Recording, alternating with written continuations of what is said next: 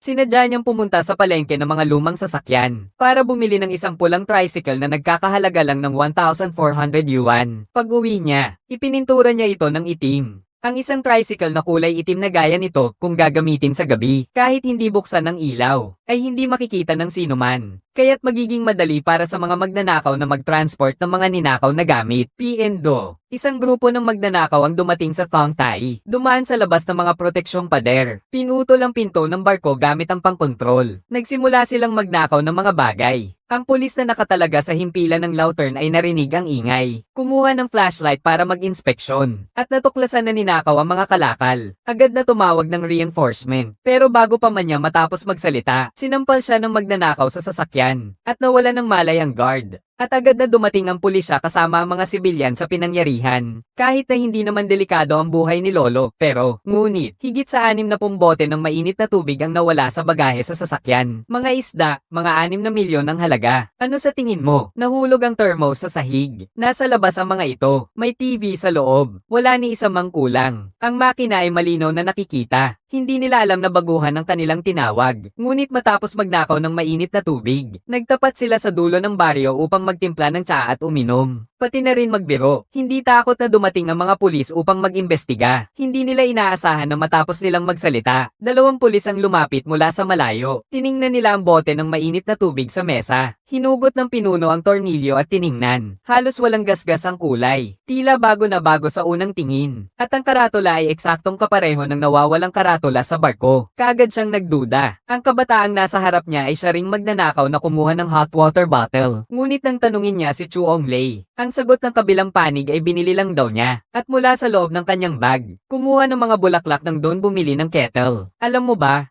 Ang tubig sa aming silangang dagat ay matigas. Madaling mapalaki ang sukat. Kung saan ang kettle na ito, may tampok na paglilinis. Ako'y natutuwa tungkol dito. Binili ko ito upang subukan muna. Gusto ko lang bumili ng 100 o higit pa. Para sa mga nakatatanda sa barangay Kaiten sa aming bayan. Mga kuya, mga lolo at lola. Matanda na sila. Konting pagpapakita lang ito ng malasakit, kaya't pumirma ako ng kontrata. Tapos ay inilipat na lang ito. Ang resibo ba ay maituturing na ebidensya? Pare, tumingin ka sa resibo mula sa Shenzhen na hawak mo. Kahit si TRUNG Sin ay wala nang magagawa sa kanya. Wala siyang nagawa kundi bumalik at umalis na lang. Pero hindi nito naalis ang pag-aalinlangan mo. Kaya't ipinadala mo ang larawan ng resibo sa iyong mga kasamahan sa istasyon ng pulisya. Ipinagkatiwala ko sa mga kasamahan ko sa kabilang tanggapan ang pagsusuri para tingnan kung tama ba ito. Dahil lagi kong nararamdaman na may mali sa huling kabanata. Ngunit, ang pag-iingat ay kailangan. Kinabukasan, isang kasamahan ang nagpadala kay TRUNG Sin ng kopya ng resibo na may selyo ng kumpanya. Hindi naman pala siya nakapagparehistro sa Department of Industry and Commerce. At ang isang kumpanyang may ganyang pangalan. Marami sa lahat ng mga supermarket sa Shenzhen. Sinuri nila ang address ng kumpanya na nakasulat doon. Ang resulta, ito ay isang front company. Ang may-ari ay nagbabago tuwing 5 araw. Walang paraan para malaman. Ito rin ang dahilan kung bakit naging mayabang si Chu Ong Lei.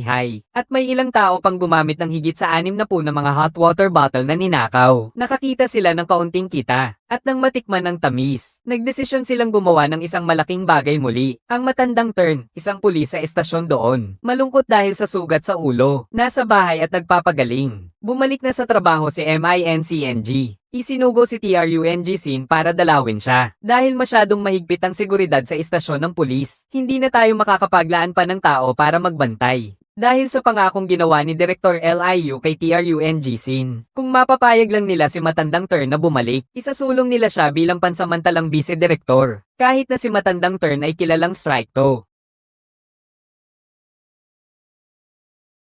Handa rin akong bumalik. Ang maging isang guro ay hindi maaaring ipagpaliban ang iyong hinaharap. Babalik ako sa lalong madaling panahon. Gayunpaman, hindi kailanman naiisip ni Lolo ang bagay na iyon. Kapag umalis ako, hindi na ako babalik pa. 12 oras ng gabing iyon, isang magnanakaw din. Nang matuklasan ng matanda ang magnanakaw, sinikap niyang habulin ito ng buong lakas. Ngunit dahil sa kakulangan sa lakas at biglaang pananakit ng puso, nahulog siya sa mga cable. Sa isang mahalagang sandali, kinuha niya ang tableta mula sa kanyang bulsa upang inumin at makatawid. Ngunit dahil sa nanginginig na kamay, aksidente niyang nahulog ito sa lupa. Nakita ng magnanakaw at agad itong bumalik. Kinuha niya ang botelya ng gamot sa harap ni Lautern. Si Lautern ay hirap na gumapang papunta upang kunin ito. Ngunit sinadyang gawing mahirap ng magnanakaw ang sitwasyon para sa kanya. Tuwing gumagapang si Lautern pasulong, kinukuha ng magnanakaw ang botelya at inilipat ito, upang makita ito ni Lautern pero hindi maabot, hanggang sa tuluyang mawala ng lakas si Lautern. Tuluyang wala ng buhay. Inilagay ng magnanakaw ang bote ng gamot sa kamay nito. Pagkatapos, kunwari walang nangyari at umalis na sa pinangyarihan. Kinaumagahan, nang malaman ito ni TRUNG-sin, agad na pumunta sa pinangyarihan. Ngunit ang matanda ay patay na. Ang doktor sa forensic ay nagpasya na ang sanhi ng kamatayan ay dahil sa acute myocardial infarction. Sa resulta ng investigasyon sa lugar, wala namang ebidensya na nagpapakita na ang kamatayan ay dulot ng tao. Nagsisi si TRUNG-sin nang makita ang eksenang ito. Kung hindi ko lang gustong maging assistant na direktor, ipapabalik ko ang guro ng gamot, hindi sana nangyari ang ganitong trahedya.